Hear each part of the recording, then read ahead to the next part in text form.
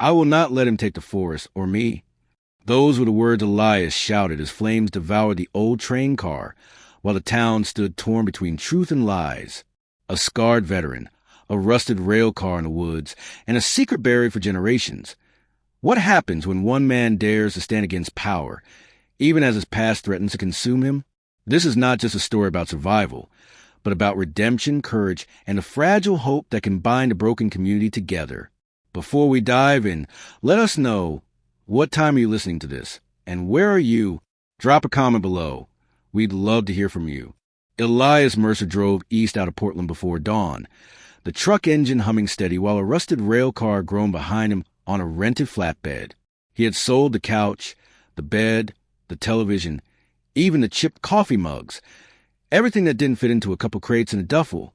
30 years old, and already carrying more winters in his bones than he cared to count. The scars across his shoulder pulled when he checked the side mirror. Rook, his Belgian Malinois, sat upright in the passenger seat, ears tilted toward the road, like he could hear what was coming. Ironwood Forest waited at the edge of a small valley, green and dark and close. Past the trees lay Ashwood Hollow, a town that looked stitched together from weathered porches and tin roofs. Folks that didn't rush. They watched. That was the first thing Elias noticed when he eased down Main Street to ask directions.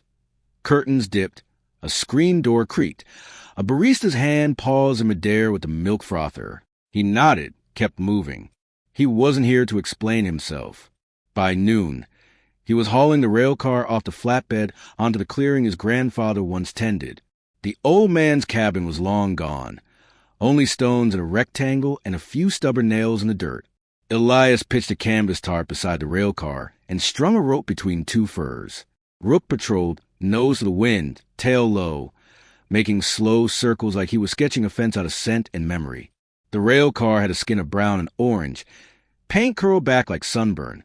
Elias ran a hand over the metal. Cold, solid, ugly as sin, sure but honest. He pried a door until it slid with a bark of steel, then stepped inside to the smell of iron and damp cedar. Light came through a seam in the roof in a thin silver blade. It felt like standing in a church built by accidents. A pair of teenagers passed on the deer trail at dusk and laughed, not cruel, just nervous. Word would travel. The veteran in the woods. The war box. Elias shrugged off the noise and set a lantern on a crate. Rook curled near the opening, chin on paws, eyes keeping what the door couldn't. Night folded over the clearing. Wind worked through the firs, a long, low hush. Sleep didn't come easy. Elias drifted, then dropped into the thick water of memory. Sand, heat, a sudden flash. Woke with his fist clenched and his jaw aching. Rook was there, steady as a clock. Elias rubbed the dog's head and whispered into the dark. At least there are no guns here. The words helped a little. The silence answered back, wide and hollow, and somewhere beyond the tree line the town breathed, deciding what to make of him. The first whispers floated out of town within days.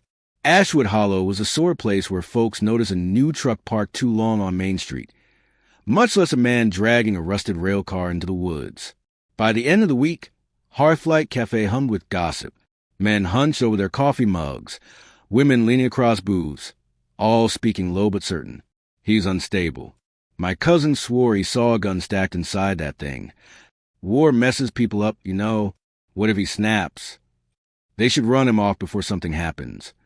Elias had expected stares, but not the weight of rumor settling on his shoulders like wet canvas. He didn't go into town much, only when he needed nails or oil.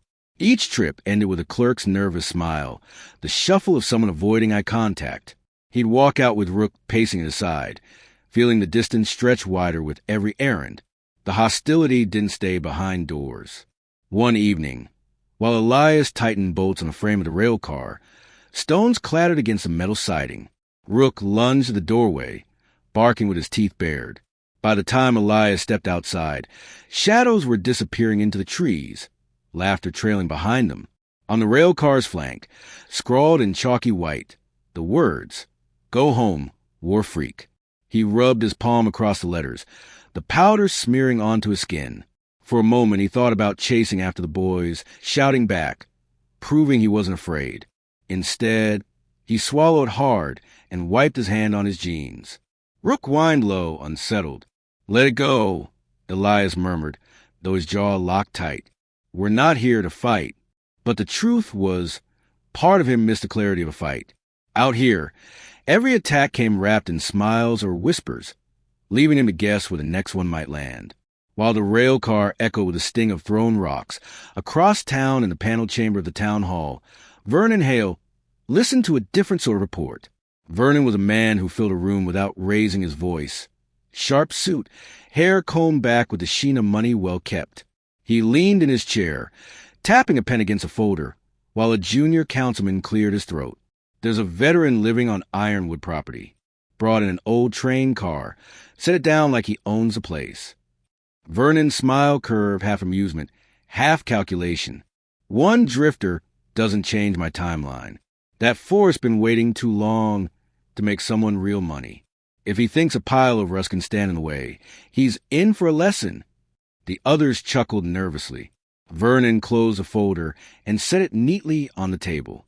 In his mind, Elias Mercer wasn't a man. He was an obstacle, and obstacles could be cleared. Back in the woods, Elias kept his lantern burning late. He hammered slats across broken windows, patched holes with sheets of tin. He wanted to believe if he worked hard enough, the rail car would turn into something more than a shell. But the woods had a way of reminding him he wasn't alone. It started with Rook's growl, low, vibrating through floorboards. Elias froze, hammer in hand. The dog bristled at the open doorway, ears forward, eyes fixed on the black outside. Then the bark came sharp, urgent, warning. Elias grabbed the lantern and stepped down into the dirt. The trees whispered overhead, branches swaying in the night wind. He caught a flicker of motion near the brush. Someone was crouched low, watching. When Elias shouted, the figure bolted, snapping twigs underfoot. "Hey!" Elias called, sprinting a few paces before losing the trail. The woods swallowed the sound. When he returned, Rook nosed a crumpled sheet lying near the steps. Elias bent to pick it up. Under the lantern's glow, he smoothed the wrinkles and read the jagged handwriting. "You don't belong here." The words cut deeper than the rocks ever could. He sank onto the step, the paper trembling between his fingers. Rook pressed against his leg, warm and steady, eyes still searching the dark. Elias stared into the trees, every shadow now a possible threat. He had come to Ironwood Forest, hoping for silence, maybe even peace. What he found instead was a reminder. Wherever he went, the war seemed to follow. Nights in the forest carried their own kind of silence. For most folks it might have been soothing, but for Elias Mercer it was a hollow quiet that left too much room for memory. He would drift off under the faint glow of the lantern, only to be torn back by images that never dulled with time. In the dream, he was always back in the desert, the air stinking of dust and burned metal. The boom of mortar shook the ground. Sand stung his eyes, and somewhere in the chaos he would see a boy's face, wide-eyed, desperate, hand reaching toward him. No matter how fast Elias ran, he never reached him. The dream ended in that frozen moment, his own voice cracking the night. This time he bolted upright with a cry lodged in his throat. Sweat ran cold down his back, his heart slamming like it wanted out of his chest. Rook leapt up beside the cot, teeth showing, body circling fast as if he too smelled the smoke of battle. The lantern's light quivered with every draft, throwing their shadows long against the railcar walls. For an instant it looked like two spirits trapped in the same steel shell, one man, one dog, neither able to outrun what they carried. Elias pressed his hands to his face, whispering through clenched teeth until his breathing slowed. But the shame lingered. A grown man, startled by ghosts only he could see. Morning light didn't ease the weight. Elias made himself walk into Ashwood Hollow, head down, list in his pocket. He needed hardware, nails, kerosene, things to keep the rail car standing through rain. The bell over the door at Grady's Supplies rang loud enough to turn heads. He felt them, the looks sliding across his shoulders. He picked what he needed quickly, kept it himself. A woman tugged her little girl closer as he passed. Two men near the paint cans muttered until one of them laughed short and mean. At the counter, old Mr. Grady rang up the items. his thick white hair shining under the lights. The man chewed gum slow, eyes taking measure of Elias. He didn't speak until the register drawer clanged shut. "Son," Grady said low, leaning on the counter, "folks around here don't trust easy. Not at first." He let the words hang, then added, "But they don't forget trouble either. Word sticks like pine sap." Elias kept his gaze on the countertop. "I'm not here to stir anything." Grady gave a one-shouldered shrug, neither friendly nor cruel. "Doesn't always matter what you want. Around here, reputation gets built whether you ask for it or not." The ride back out felt longer than the drive in.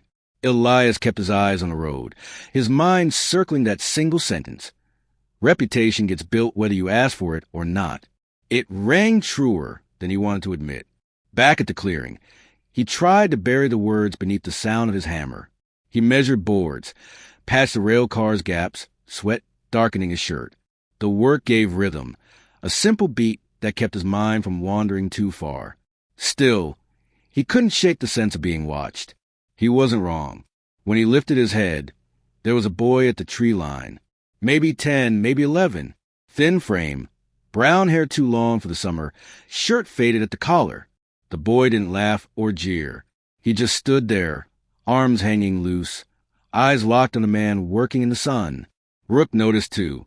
He lifted his head from the dirt, ears pricked, tail giving a single wag. Not alarm, just interest. Elias tightened his grip on the hammer, suddenly aware of the sweat on his brow. "What are you doing here?" Elias barked, his voice sharper than he intended. The boy startled like a rabbit, wide eyes flashing before he turned and ran, feet kicking up pine needles as he vanished back toward the houses. Elias cursed under his breath, lowering the hammer. He hadn't meant to scare the kid. It was just the way his voice came out when caught off guard. Too hard, too loud. The kind of sound drilled into him after years of shouting orders and warnings across gunfire.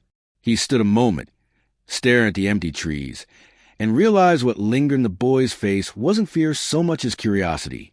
There had been a shine in the eyes, a question not yet spoken. That evening he sat on the step of the rail car, arms resting heavy on his knees. The sun spread gold across the clearing, the air carrying the scent of resin from split pine. Across the meadow, smoke curled from the Boone family's chimney, faint against the sky. He found himself staring at that house, at the faint outline of life inside it. Then he saw him again, the boy, hovering near the tree line, half in shadow, half in light. Not close enough to talk, not far enough to deny he was watching, just standing there, like the forest itself had given him permission to linger. Rook's ears twitched, and he gave a soft whine as if nudging Elias to take note. By late October, the leaves along Main Street had begun to curl and darken, the kind of season where the town hall of Ashwood Hollow filled faster than the diner. Folks shuffled in wearing denim jackets and flannel, settling onto hard wooden chairs. Up front, Vernon Hale stood as if he owned the very boards beneath their feet. His suit gleamed against the dull paneled walls, his tie knotted too perfect for a town this small. He laid his hands flat on the podium and spoke like a preacher who already knew the sermon had been bought and paid for.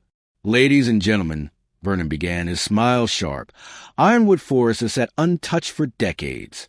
Beautiful, yes, but wasted. We have an opportunity here, jobs, tourism, new revenue, a resort that puts Ashwood Hollow on the map."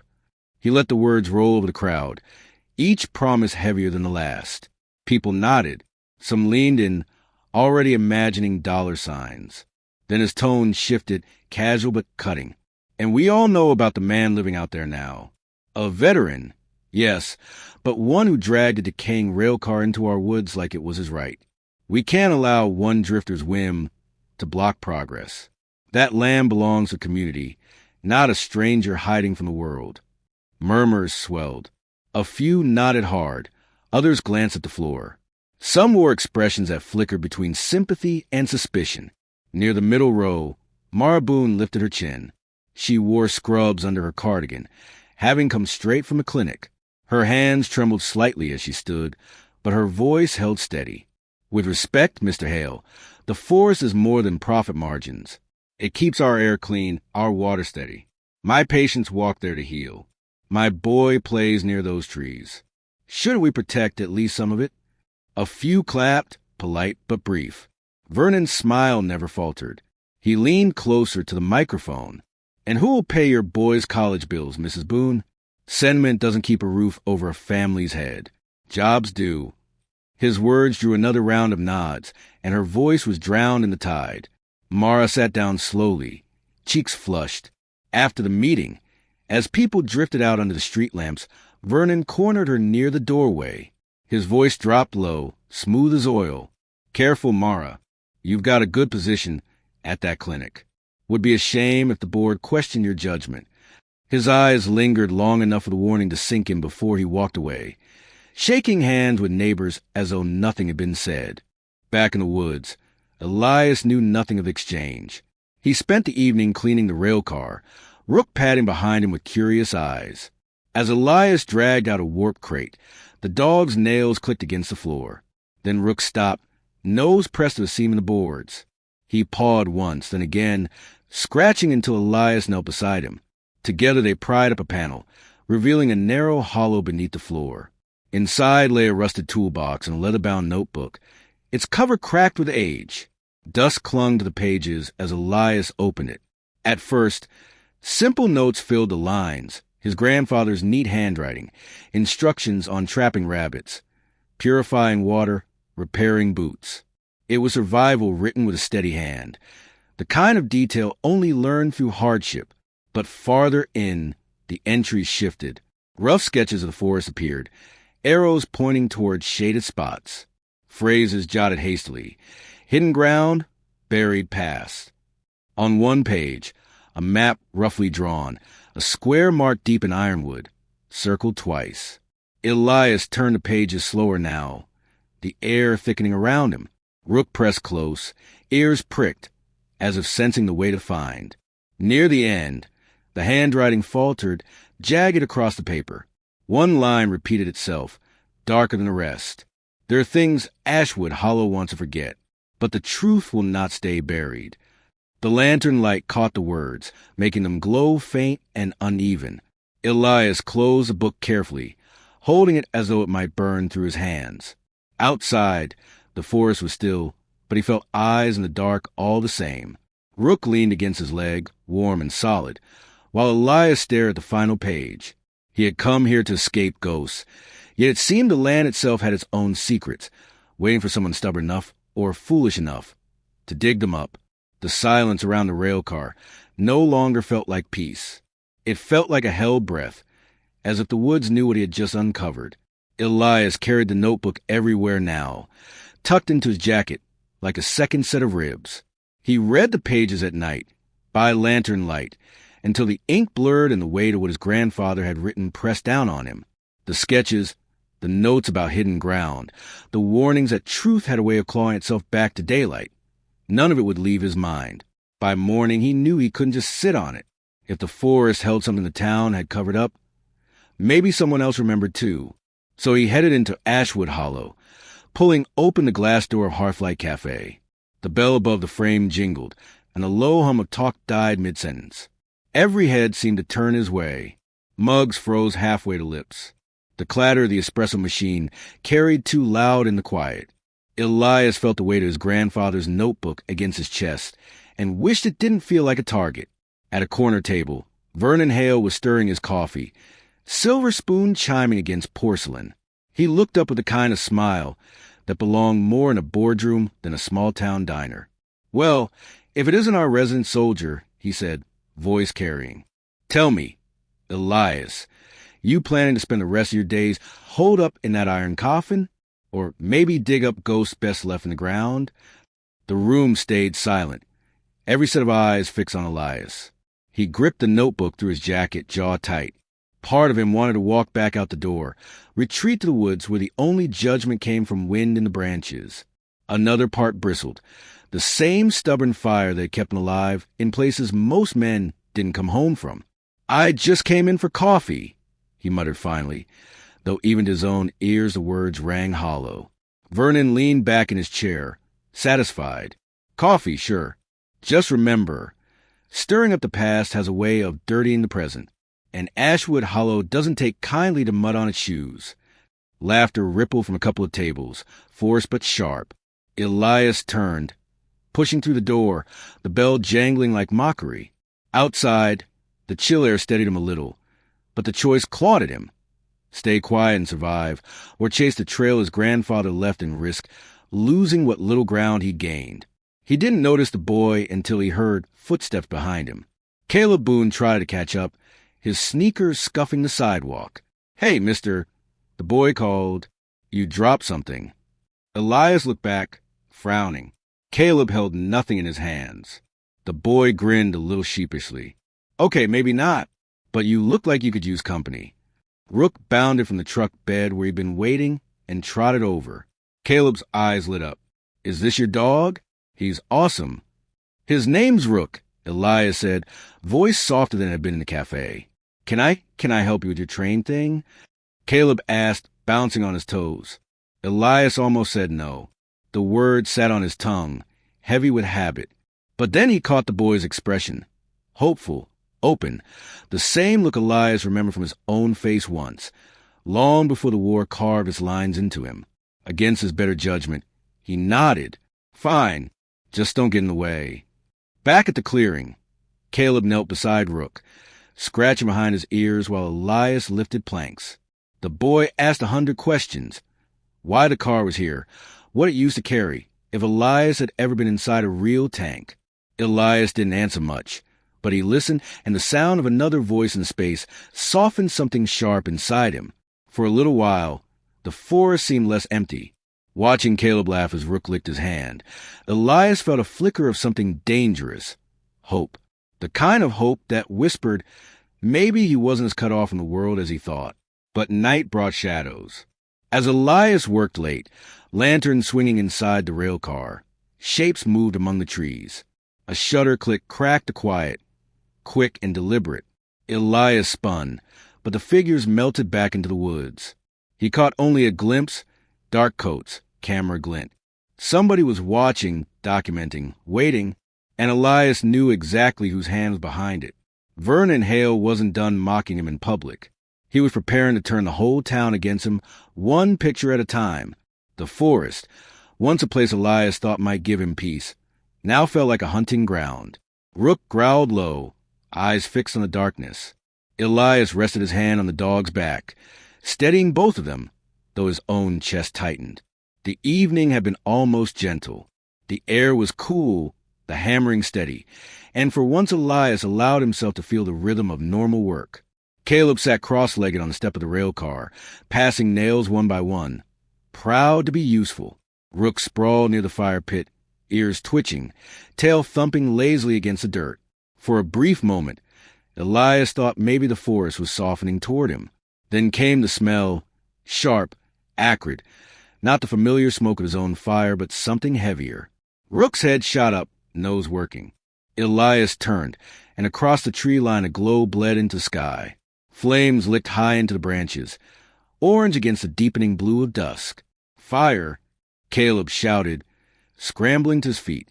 Elias dropped the hammer and ran, the boy on his heels.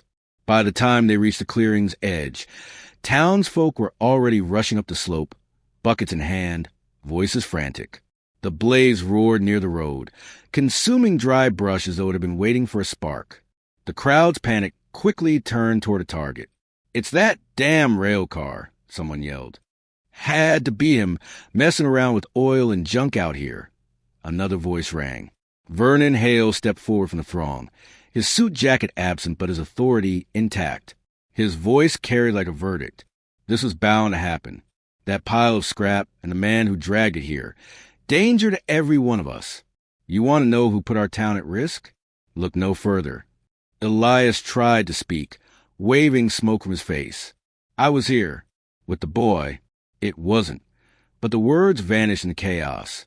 Heat pressed against his skin, smoke filling his throat until every sentence broke apart. Buckets sloshed, men cursed, children cried. And all the while, heads turned toward him like rifle barrels lining up.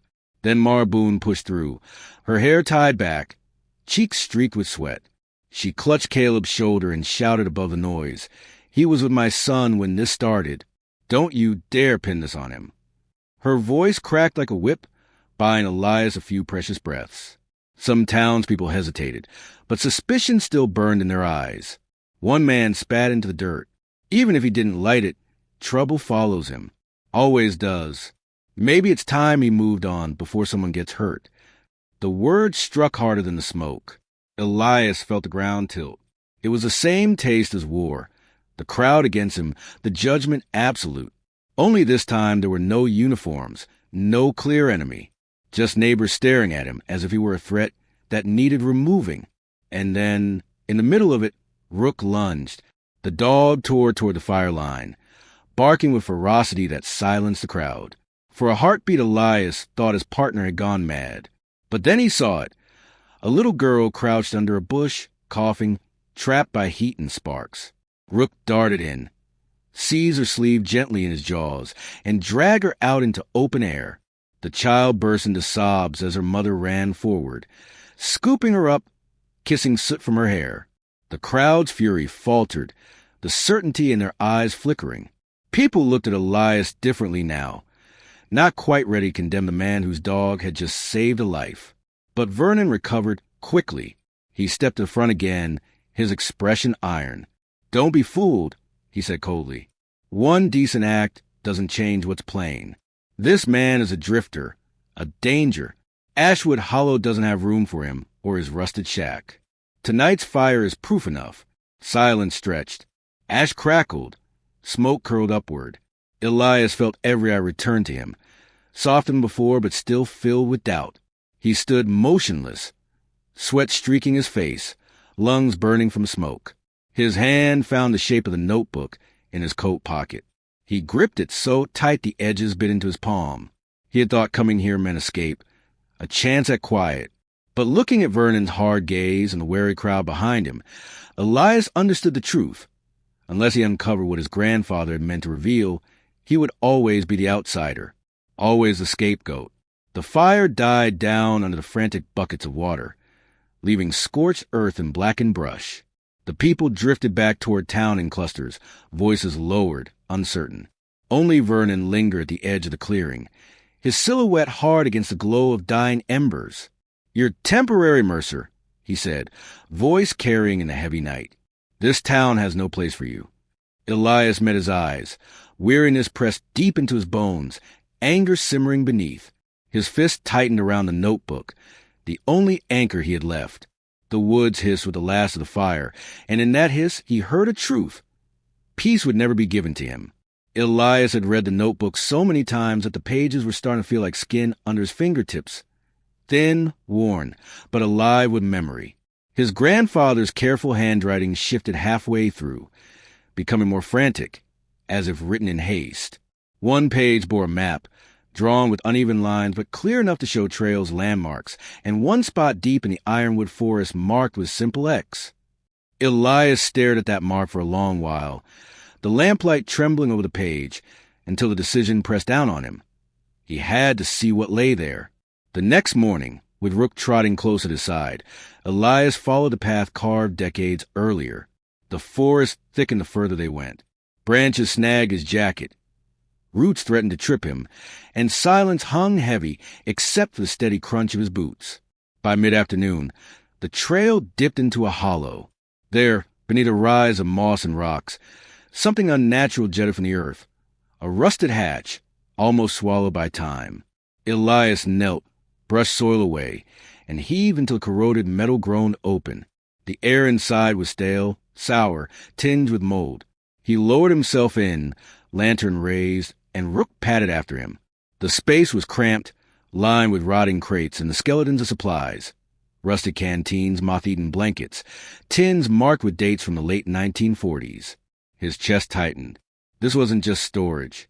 It was a bunker, sealed and forgotten. Against one wall lay a canvas bag, swollen with damp. Elias tugged it open and found a cluster of files, the pages warped but legible. Names, signatures, government seals barely intact. Reports spoke of illegal timber operations, shipments that never made it into public records, and references to waste disposal, chemical materials relocated outside federal oversight. His pulse quickened. Ashwood Hollow had secrets far darker than anyone admitted. His grandfather hadn't been rambling. He had left a trail to the truth. Elias snapped photographs with the old phone he kept charged from a solar kit. The screen glowed weakly, capturing each brittle page. But when he turned to leave, his stomach dropped. Fresh boot prints cut across the dirt outside the hatch, pressed sharp into the ground. They weren't his. Someone else had been here. He scanned the trees, senses tightening the way they had in combat zones. The woods gave nothing back but the whisper of leaves.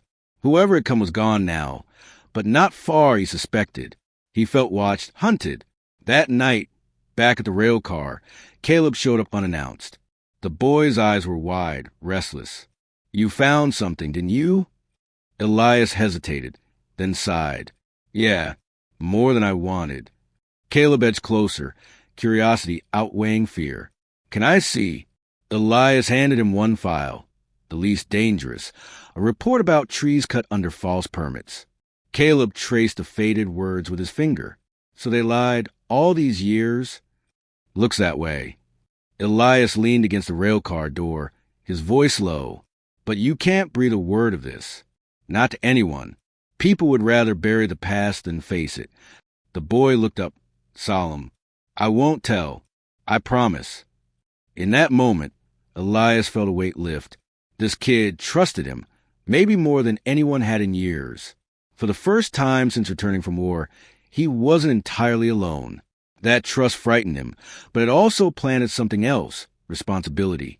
When Caleb finally went home, Elias lingered outside, notebook in hand, the forest stretching black around him. He thought about the danger, the way townsfolk already looked at him with suspicion. If he revealed what he'd found, Vernon would turn the whole town against him. If he stayed silent, the forest would be lost of greed, and his grandfather's warnings would rot along with the paper they were written on. The choice carved into him like shrapnel. Speak and risk being destroyed, or keep quiet and watch everything he valued vanish. Later, when he pushed open a railcar door, dread froze him. The padlock hung broken. Inside, the small order he had built lay gutted, blankets tossed, crates overturned, tools scattered. Someone had been here, searching. His pulse thundered as he ripped back the loose board in the floor. The notebook and files were still there. Whoever had come hadn't found them, or wasn't after them. Rook growled deep in his chest, eyes on the dark woods beyond the broken doorway. Elias steadied the lantern, heart thudding. The enemy wasn't only Vernon, with his public bluster and council meetings. There was something else, someone moving in shadow, already a step ahead. The summons came with a folded envelope slipped under the railcar door. Elias didn't need to open it to know who it was from. The handwriting was sharp and deliberate, Vernon Hale's style all over. Still, he unfolded the paper and read the single sentence. Town Hall. "Tonight, we need to talk." By the time he walked into the municipal building, the day's heat had sunk into the wood-paneled walls, leaving the place smelling faintly of varnish and dust. Vernon sat behind a broad oak desk, the kind that seemed built for show rather than work. He didn't rise when Elias entered. Instead, he leaned back in his chair, a smug smile stretching across his face. "You've been busy, soldier," Vernon said smoothly, fingers tapping against a crystal glass. "Digging around in places you don't belong. You've got folks whispering again. I can't have that." Elias stayed standing, jaw set. "What do you want from me?" "What I wanted from the beginning," Vernon replied, his tone honey but sharp underneath. "That piece of land is valuable. You're in the way. I'm prepared to compensate you handsomely if you pack up that rail car and disappear. You'll be better off, trust me. And if I don't?" Elias asked, though he already knew. Vernon's smile thinned. "Then I'll do what I do best. Make sure people see you for what you are, a danger, a drifter. If you insist on clinging to that rusty coffin and your grandfather's scribbles, I'll turn the whole town against you. Don't test me." The words landed like a weight. Elias's stomach tightened. Vernon knew about the notebook, knew enough, at least, to feel threatened by it. "I'm not selling out," Elias said finally, voice low but steady. "And I'm not leaving." Vernon leaned forward, eyes cold now. Then I'll bury you right where you stand. The next morning, the consequences arrived fast. Rumors spread like fire through Ashwood Hollow. Elias was hiding weapons, stockpiling dangerous gear in his rail car. It didn't take long before a sheriff's cruiser and 2 deputies rolled up to the clearing. "Mr. Brooks," the sheriff called, stepping out, hand hovering near his belt. "We've had reports. We need to take a look inside." Elias's fists clenched at his sides, but he forced himself to nod. Fighting them would only make things worse. The deputies rifled through every corner, pulling out wrenches, paint cans, old boots, a folded American flag in a box. The most threatening item they found was a hammer. When they left empty-handed, Elias thought it might end there. But by evening, the story had twisted. Pictures of deputies walking out of his rail car were already circulating through town. Folks didn't see the nothing they found. They saw lawmen snooping and drew their own conclusions. Suspicion clung tighter than truth. That night, Mara Boone appeared at the clearing, carrying a small basket wrapped in a dish towel. "Thought you could use some stew and bandages," she said softly, stepping into the dim glow of the lantern. "You don't have to," Elias began, but she cut him off gently. "I know, but I want to." She set the basket down, her expression firm. "I was at the clinic today. Half the town's convinced you're some kind of powder keg waiting to go off. But I know better. You were with my boy when that fire started. You saved him from flames in more ways than one." Elias looked at her, a strange mix of gratitude and shame rising in him. "Doesn't feel like the town cares much about that." "They've been taught not to," she said. After a pause, her eyes softened. "My father used to work the mines out in Ironwood, back when I was little. One day, he just didn't come home. No body, no answers. Folks told me it was an accident, but I've never stopped wondering." The word struck Elias harder than he expected. A missing miner vanished without explanation. His grandfather's frantic notes about buried secrets and hidden waste echoed in his head. It wasn't just history. It was personal, woven into the lives of families still here. When Mara left, Caleb stayed behind, fiddling with a piece of wood and a pocket knife. Elias watched the boy by the small fire. Rook stretched out beside him. Mara returned later with blankets. Elias sat outside, firelight flickering against the dark wall of trees. The notebook rested heavy in his lap, every page now carrying more weight than he'd ever guessed. He wasn't alone anymore. That truth warmed him even as it pressed new burdens onto his shoulders. The nights were the hardest. Elias had grown used to the stares and the muttered words when he walked into town. But when darkness fell and the forest grew silent, the weight of it all crashed down on him. The rumors about hidden weapons, the whispers that he was unstable, the way people stepped aside as if he carried disease. It wrapped around him like barbed wire. That night, the nightmare came back sharper than ever. He was in the middle of a ruined village, sand whipping against his skin. The crack of gunfire echoed. He remembered raising his rifle, a blur in the corner of his vision, and then the awful sound of shot landing where it never should have. The face of a child, terrified and still, haunted his eyes. Elias woke drenched in sweat, his chest heaving, Rook pacing frantically at his side, whining and pressing his head against Elias's arm. "Easy, boy," Elias whispered hoarsely, though his own hand shook. He pressed his palms against his face. The nightmare had never felt this real. For a long while he sat on the edge of his cot, staring at the metal wall of the rail car, feeling that maybe Vernon was right. Maybe he didn't belong anywhere, not even here. The thought gnawed at him until dawn.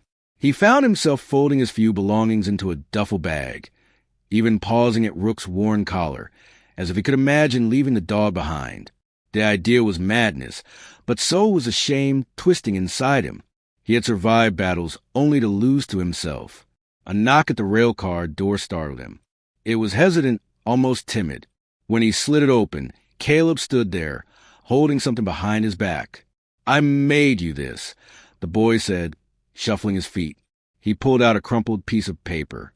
It was a drawing, rough lines sketched with colored pencils. The rail car glowed with yellow light spilling out of its windows.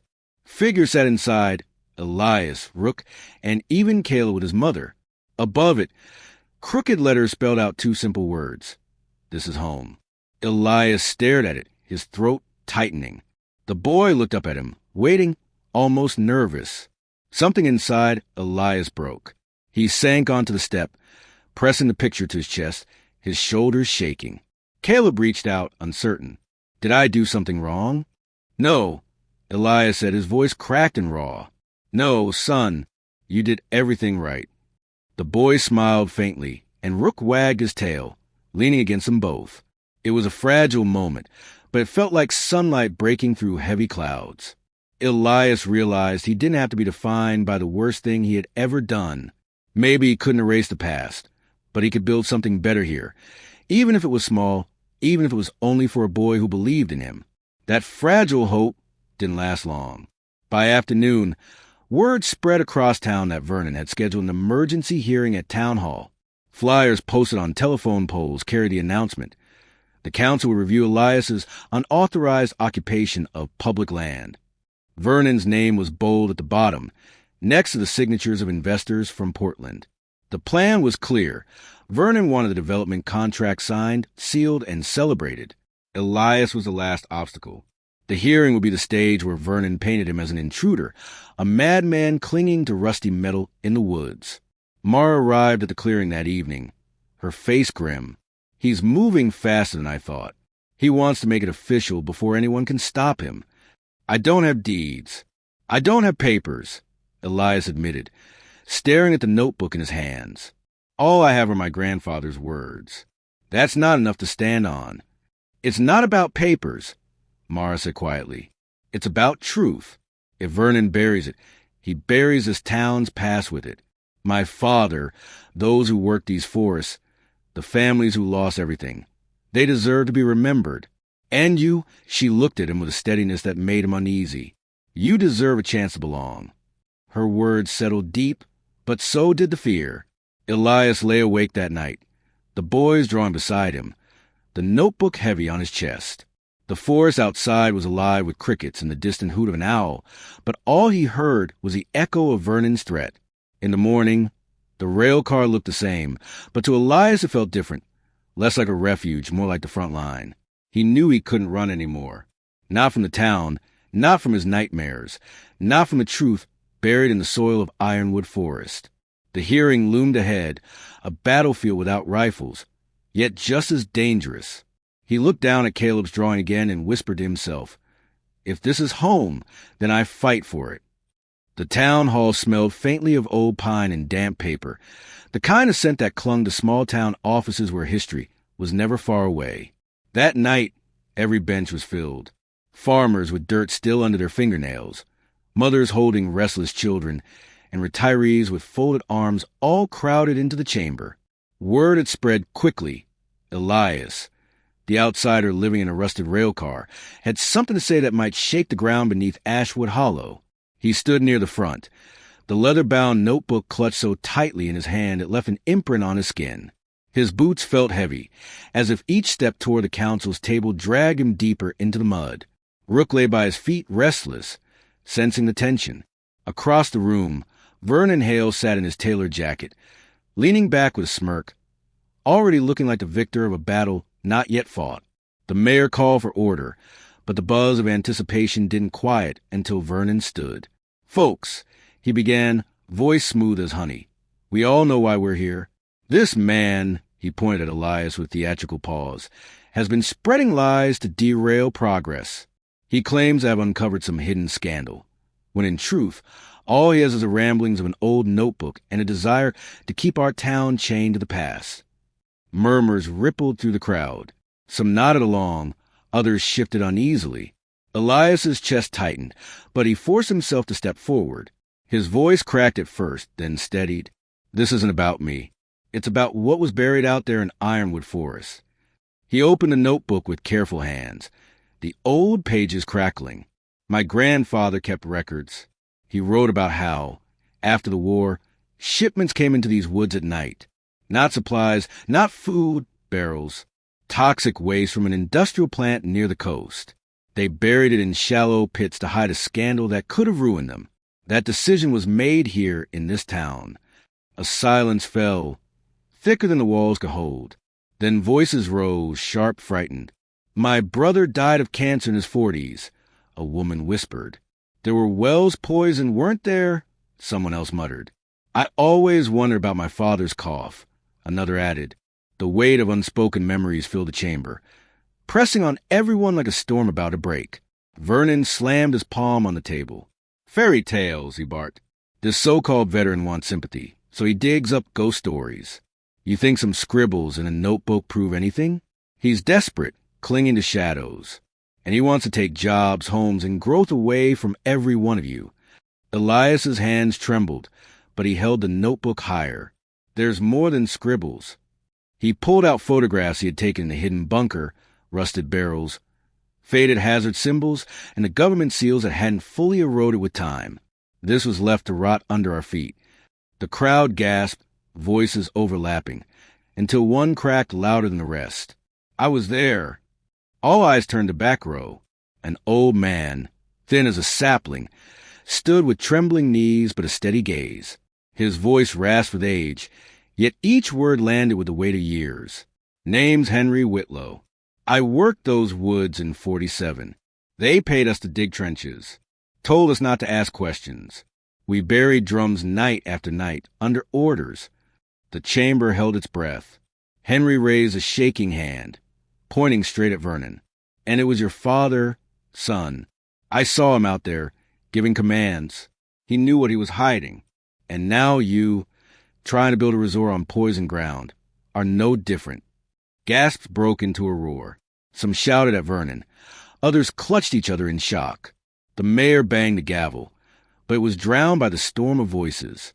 Vernon shot to his feet, face flushed, lips curling back like an animal cornered. "You expect us to believe a senile old man and a drifter who sleeps in a rust bucket? You're both liars, delusional." But Elias caught it, the flicker in Vernon's eyes. The mask slipped and fear showed itself. It was only a flash, but it was enough. The council chamber was chaos now. Citizens shouting about lost fathers, sick children, poisoned wells. Vernon tried to shout over them, but the noise drowned him. Elias stood still, notebook pressed against his chest, his breath shaking but his spine unbent. He realized the town was no longer only hearing his voice. It was remembering its own. Outside, thunder rolled over the valley. Rain began to strike the windows in fat drops, streaking the glass like tears. The storm gathered, heavy and relentless, as if the sky itself had decided it was time to wash away the years of silence. The town was still buzzing after the hearing, but for Elias, the noise didn't matter. He sat in the rail car, the leather-bound notebook open in front of him, the words swimming in the lantern light. The evidence he had shown wasn't enough. Vernon had too many allies, too much money, and too many ways to twist the truth. If Elias wanted to make this fight count, he had to bring out everything. The bunker, the photographs, the files that still lay buried under damp earth and rotting wood. But the thought made his stomach knot. He had been trained to weigh risk, to calculate survival. Yet this wasn't a battlefield with clear orders. This was him, alone, deciding whether to walk into the fire. His hands trembled as he whispered to himself, "If I fail this time, if I let them down like I let those villagers down overseas, I'll be nothing but a fraud, another coward who left people to die." Mara came by that evening, her coat damp from the drizzle. She noticed a notebook open on the table and the storm in his face. Sitting across from him, she leaned in gently. "You're not that man anymore, Elias," she said. "You're not a soldier being told what to do. You're someone who gets to choose who you are now." He tried to look away, but her voice cut through the noise in his head. "You keep thinking about who you couldn't save," she continued softly. "But what about who you can save? What about my son, who looks up to you like you're already a hero? You've been carrying this burden, as if you were meant to kill. But maybe you were meant to protect." Something broke open in him at those words. For years he had seen only blood when he closed his eyes. But Mar was asking him to look at the living, not the dead. He sat back, letting her words settle like stones finding their place in a riverbed. When she left, Elias stood at the doorway, watching the night fall heavy and wet. He didn't feel the urge to pack up and disappear. He whispered into the darkness, as if saying out loud would make it true, "I won't run." Later that night, Elias strapped on his boots again, the resolve firm in his chest. Rook trotted beside him as they slipped back into the forest. The rain had thickened, soaking the ground, and the trees groaned under the weight of the storm. Every step squelched in the mud as they followed the hidden trail back to the bunker. He needed more, proof that couldn't be dismissed as hearsay. But before he reached the clearing, shapes emerged from the shadows. Two men, broad-shouldered, their faces obscured by hoods, blocked the path. One of them spat into the mud. "Hale says you've been poking your nose where it doesn't belong," the man growled. Elias froze, heart pounding. These weren't curious locals. They were muscle sent with one job. Rook snarled, for bristling, but Elias raised a hand to steady him. "You don't have to do this," Elias said, voice calm but taut. "Go home. Leave me be." The men didn't budge. One lunged, and the forest exploded into motion. Elias dodged, but another fist caught his side. He swung back, years of training kicking in, but the mud made footing treacherous. Rook leapt at the second attacker, teeth sinking into an arm, drawing a howl of pain. Rain hammered down, blurring vision, drowning out everything but the grunts and shouts of struggle. Elias wrestled one man to the ground, mud coating their faces. The other pulled free from Rook's jaws and swung a branch like a club. Elias ducked, but it would graze his temple, leaving him dizzy and bleeding. Adrenaline roared through him. He fought like the soldier he had tried to bury, every move raw and desperate. Finally, with Rook snapping and the storm hiding their retreat, Elias broke free. He stumbled through the undergrowth, clutching a battered file folder he had managed to wrench from the bunker before the ambush. The men shouted after him, but the forest swallowed their voices. By the time he reached the rail car, his body was shaking, blood mingling with rain on his skin. He collapsed inside, Rook circling him anxiously. Elias tore a strip of cloth to bandage a gash on his temple, his hand steady despite the pain. He lit the lantern, set the folder on the table, and stared at it as if it were a weapon. His breath came ragged, but his eyes burned with something new. Not fear, conviction. He ran his hand over the cracked leather of the notebook, then over the wet paper of the folder. These weren't just relics. They were the truth, and the truth was all he had left to fight with. Rook rested his head on Elias's knee, whining softly. Elias stroked his fur, then straightened, his voice low but certain. "He won't take this. He won't take the forest. And he sure as hell won't take me." The first time Elias saw the flyers, they were plastered on a notice board outside the general store. Bold black letters screamed across the page. Elias Brooks, war criminal. His chest went tight. He tore one down, but the paper was already wet from drizzle, the ink bleeding like an accusation that couldn't be erased. By afternoon, more of them appeared, on fence posts, taped to lampposts, even tucked under windshield wipers. Kids walking home from school pointed and whispered. Graffiti sprawled across the brick wall behind the feed store. "Murderer in the woods." Vernon didn't just want Elias gone. He wanted him ruined. Caleb came running to the rail car, his face red from holding back tears. "They call me the son of a psycho," he blurted out, voice cracking. "They said you killed people, and now you're going to burn down the town." Elias crouched to meet his eyes, but for once he couldn't find words. The boy's pain felt heavier than any weight he'd carried overseas. Ma arrived not long after, pulling Caleb close, fury in her voice.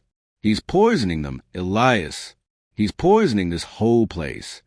She was shaking, but there was a raw helplessness beneath her anger. The next day, Elias walked into Hearthlight Cafe. The bell above the door jingled like usual, but the chatter stopped. Heads turned. Conversations froze. Coffee cups hovered midair. He could feel the judgment pressing in, thick as smoke. Vernon sat near the counter, as if waiting. He wore that polished smile that never reached his eyes. Elias stepped right into the silence, refusing to slink around it. "You can smear me all you want," Elias said, his voice steady even though his hands shook at his sides. "But the truth about your father, about that forest, it's still there. You can't bury it under lies." The room stayed hushed, every ear tuned.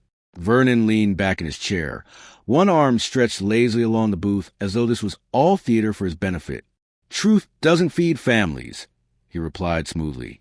"Truth doesn't fix broken roads or pay for schools. Money does, and you're standing in the way of it." Elias felt the sting, because he knew people in that room were struggling to make ends meet. He could see the conflict in their faces. Fear of poverty weighed against the ugly possibility of what had been buried in their woods. He left the cafe with that silence still clinging to him, but the seed of an idea had already taken root. He couldn't wait for town hall meetings or legal hearings that Vernon controlled. If the truth was going to come out, it had to be put directly into the hands of the people. That evening, Elias gathered Mara and Caleb in the rail car. "We can't fight him with his own weapons," Elias said, pacing the narrow floor. "But we can give the town something he can't control. The truth, spoken out loud." Mara tilted her head. "You mean here?" He nodded. "Right here. This car may be rusted and broken, but it's ours. If folks are willing to listen, we'll make it into a place where the truth can finally breathe." They spent the next day working. Caleb scrubbed at the grime on the windows until faint light could shine through. Mara brought candles and lanterns from her home. Elias dragged an old folding chair scavenged from the shed behind the church.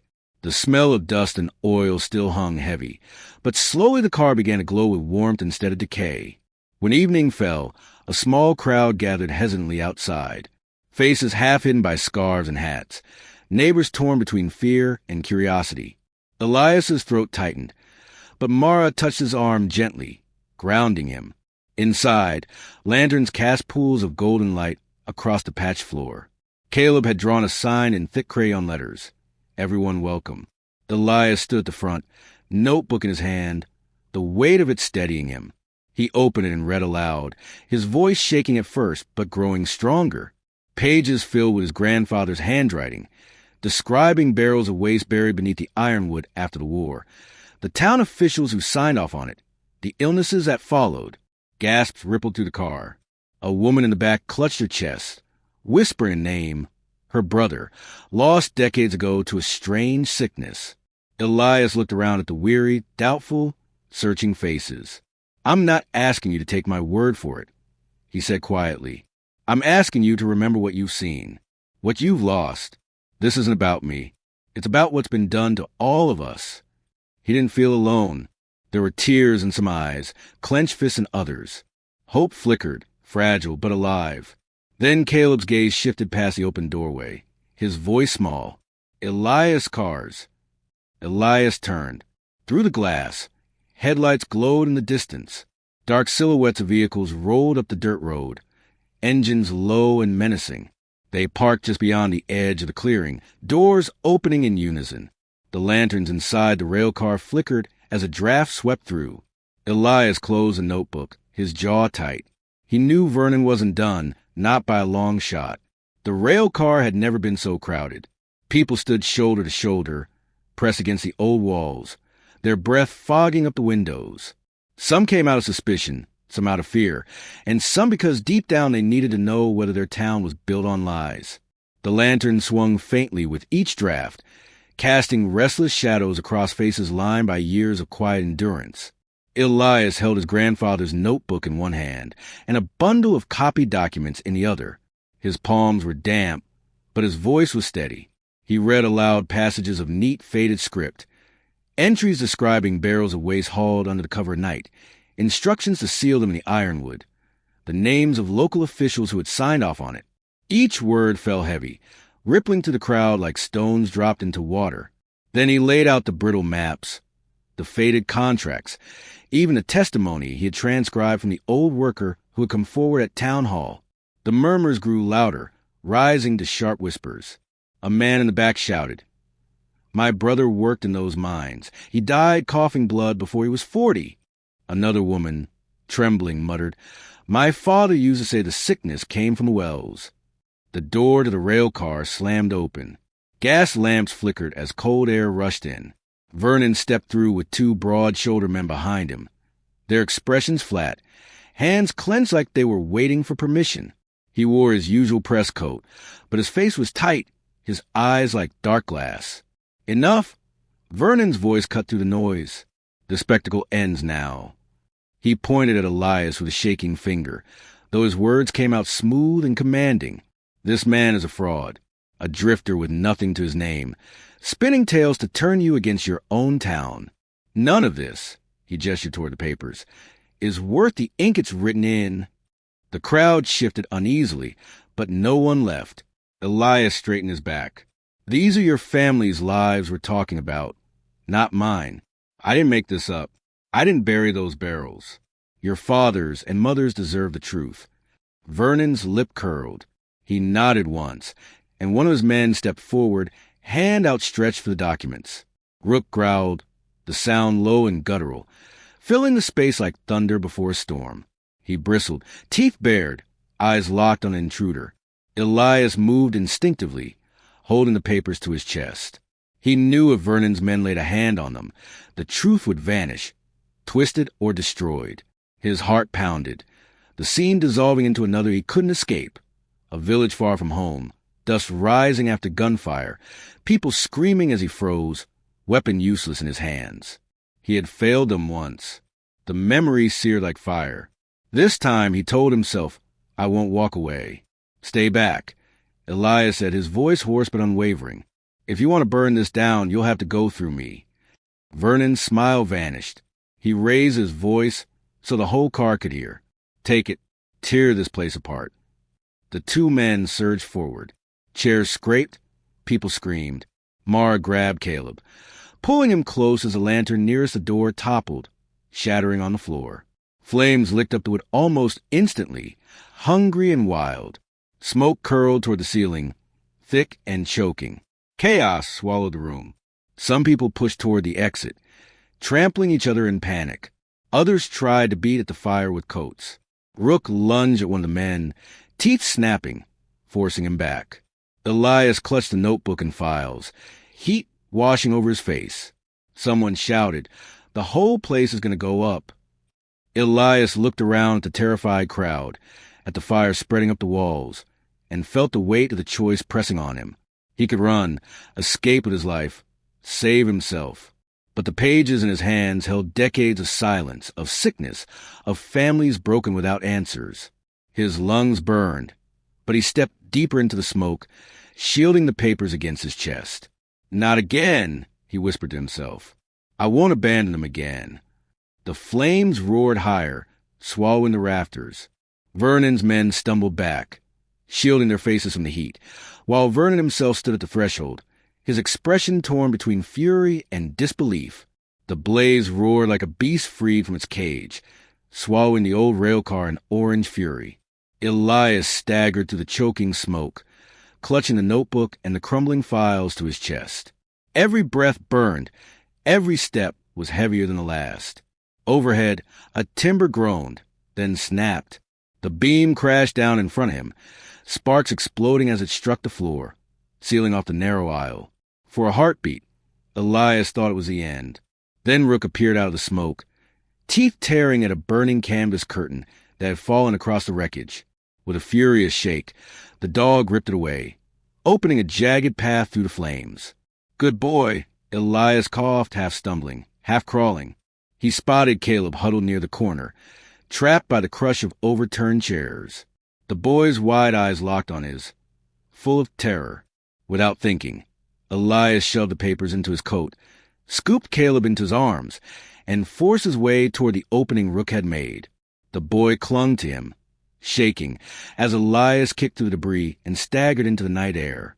The crowd outside gasped when they saw him emerge. Blackened with soot, Caleb pressed against his chest. He handed the boy to Mara, whose tears streaked her smoke-stained face, before turning back toward the inferno. Elias, no! Mara cried, but he was already plunging inside again. The heat inside was unbearable now, flames clawing at the roof. He pushed through, snatched the stack of brittle files he'd left behind, and staggered out just as the car's windows burst with a deafening crack. He fell to his knees on the dirt, chest heaving, clutching the notebook and the scorched documents. The rail car, the place he had built into a fragile sanctuary, was now collapsing into embers behind him. Through the haze of smoke and shouts, Vernon stepped forward, his suit pristine, his expression twisted with rage. "You think this will save you?" Vernon bellowed, his voice rising above the crackle of fire. "You can't change what happened decades ago. These people don't need ghosts and guilt. They need a future. A future with wealth, with jobs. Not your pathetic stories about rot and ruin." Elias pushed himself upright, coughing until his throat ached raw. His eyes locked on Vernon's, steady despite the tremor in his body. His voice came hoarse, but it carried clear across the crowd. "A future built on lies," he rasped, "is no future at all. You can't build anything worth keeping on poisoned ground and broken families. Not here, not anywhere." For a long moment, only the fire answered, snapping and roaring behind them. Then a murmur rippled through the crowd. People shifted forward, no longer shrinking from Elias, but moving closer, as if pulled by something larger than fear. Mara stepped out, her hand gripping Caleb's shoulder. Her voice was steady, though grief trembled beneath it. "My father disappeared in those woods. Folks told me it was an accident, told me to move on, but I never believed it. And now we know the truth. Vernon Boone's family buried more than barrels. They buried people's lives." The murmur grew louder. Men and women who had lost brothers, fathers, and neighbors to sickness and unexplained vanishings found their voices. A farmer's wife shouted, "My husband died coughing black, and no doctor could explain it." Another man added, "My uncle went missing during that job in the woods." Vernon's face blanched as the accusations piled on, his composure slipping beneath the weight of so many stares. He raised his hands, trying to shout over them. "Lies! All of it. This is a mob drunk on stories. None of this will hold in a court." But the people were no longer looking at him. They were looking at Elias, his soot-darkened face, his burned coat clutching the fragile notebook. Elias felt their eyes on him and did not flinch. His knees shook, but he stood firm, rook pressed against his side, teeth bared toward Vernon. A figure in uniform pushed through the crowd. The town sheriff, face lined with conflict. For weeks he had turned a blind eye to Vernon's influence, but the tide had shifted. Behind him stood deputies, uncertain but waiting. "Mr. Boone," the sheriff said, his voice measured, "you're coming with us. For now." The crowd surged with voices, some jeering, some relieved. Vernon protested, pointing a trembling hand toward Elias. "This isn't over. He's a fraud, a criminal."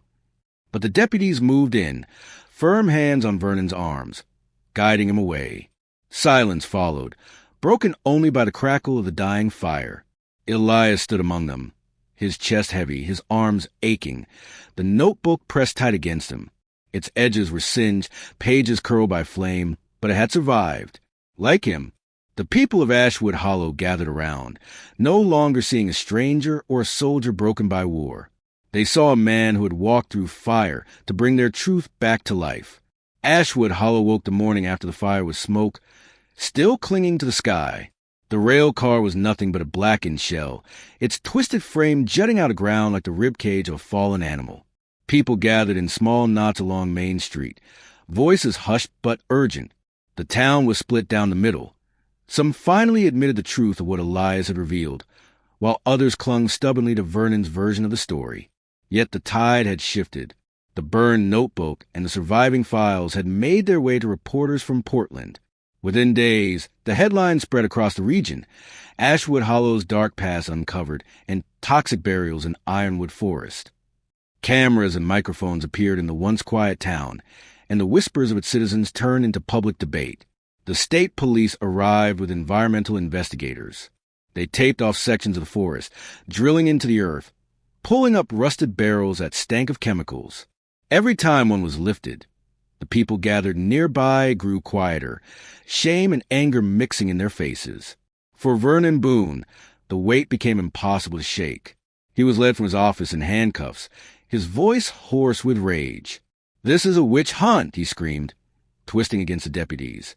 "My family built this town. You'll regret this. You'll all regret it." But this time, no one looked away. The fear that had once followed his every word was gone. People stood firm, some even spitting at his feet, others just silent, their expressions hard. Elias watched it all from a distance. He didn't cheer, didn't smile. He only stood at the edge of the crowd, hands deep in his pockets, the soot still lining the creases of his face. When Vernon's eyes briefly met his, Elias saw not power, not control, but the raw panic of a man cornered by the truth. It struck him that in the end, Vernon had become just another casualty of his family's lies. Later that evening, Elias walked back to the ruins of his rail car. The ground still smoked in places, the scent of wet ash sharp in the air. He crouched down and touched the charred metal, his fingers coming away blackened. The place he had once fought to make into a refuge now lay open to the sky, stripped of walls and roof. For a moment, the old weight pressed down on him. The memories of war, the nights when it had been too late to save the innocent, when every mistake had carved another scar on his soul. He thought of the faces that had haunted his sleep, the shame that had convinced him he didn't deserve to be part of anyone's life. Then a small hand slid into his. Caleb stood beside him, eyes wide but steady. "It's still home," the boy said softly, as if he could read Elias's thoughts. Elias swallowed hard, his throat tight. A second later, Mara's hand came down gently on his shoulder. She didn't speak at first, just stood there with him, sharing the silence. Finally, Elias bent down, scratching behind Rook's ears. The dog pressed close, warm and alive. "We made it," Elias whispered, his voice barely audible. This time, not just to survive. This time to begin again.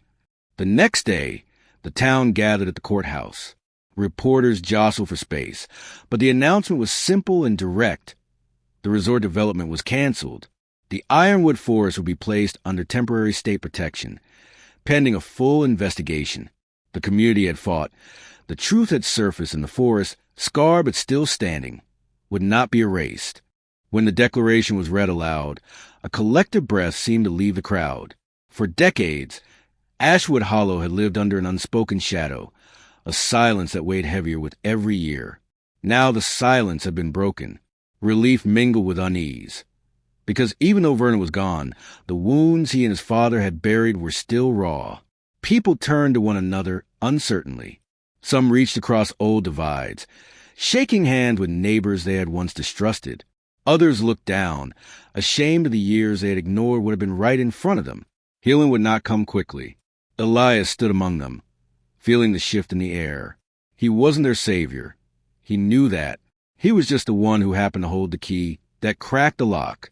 But he felt the faint stirrings of belonging. Mara stood nearby, Caleb leaning against her. Rook sat faithfully at Elias's side. The forest still loomed on the horizon, dark and endless, its secrets not yet fully uncovered.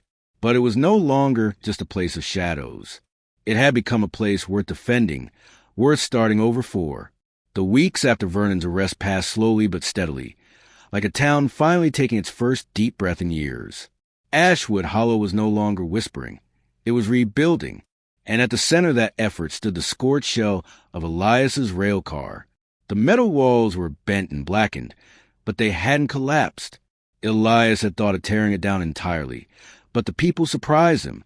One by one, neighbors showed up with tools, lumber, paint, and casseroles.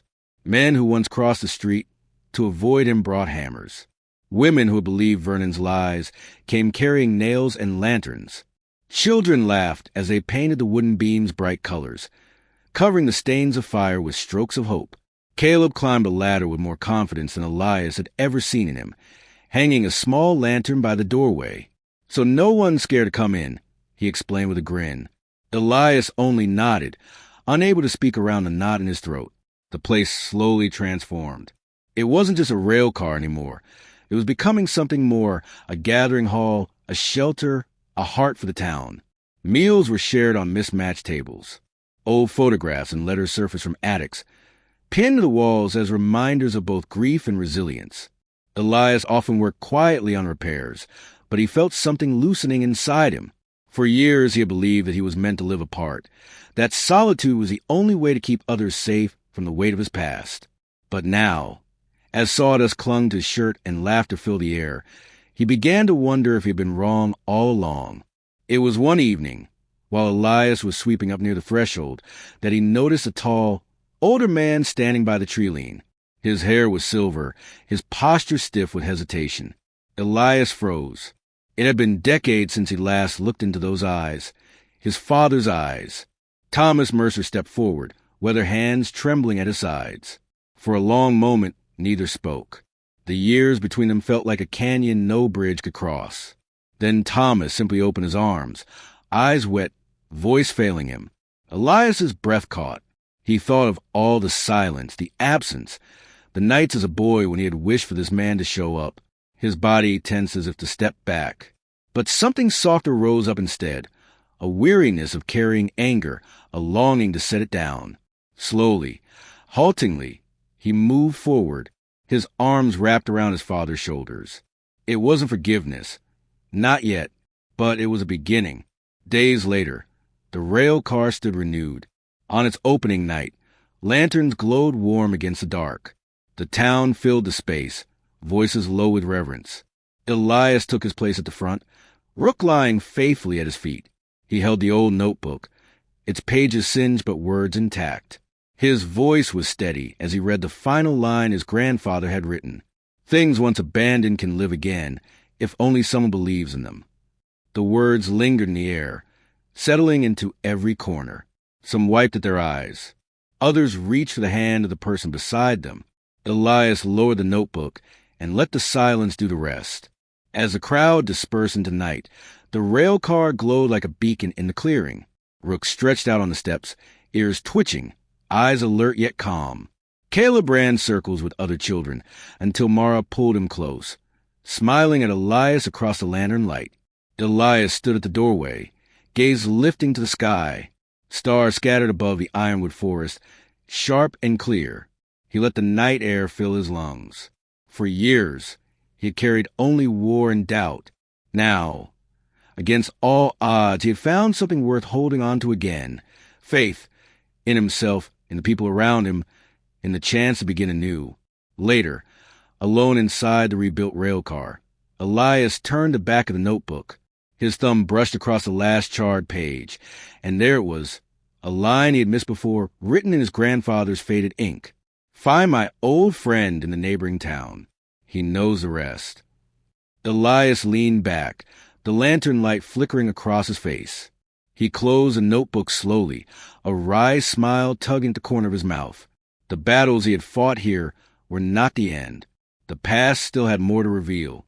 And in the quiet, with the forest whispering just beyond, Elias understood. The story of Ashwood Hollow was only the beginning. When a town chooses truth over silence, healing can finally begin.